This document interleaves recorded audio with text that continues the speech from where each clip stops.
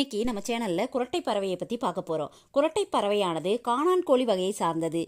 Syllabus காணான் கோழி அல்லது பிளாடென்ஸ் காணான் கோழி என்று அழைக்கப்படும் சிறிய காணான் கோழி வகை ஆகும். இந்த காணான் கோழியுடைய இன்னொரு பெயர் என்னன்னா ஆரோமைடோப்ஸ் பிளேடனி அப்படின்ற பெயராகும். இந்த இனங்கள் இந்தோனேஷியாவிற்குள்ளேயே காணப்படுகிறது.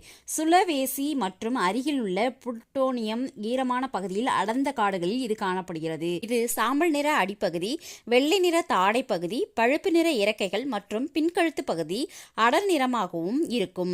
பாலியல் வேறுபாட்டில் பெண் பறவை பிரகாசமான கழுத்து இணைப்பு மற்றும் வித்தியாசமான வண்ண கருவிழி கொண்டுள்ளது. பொதுவாக இப்பறவை இர் என ஒலியை எழுப்பும். இதனால் இந்த பறவைக்கு குரட்டை பறவை என பெயர் வழங்கலாயிற்று.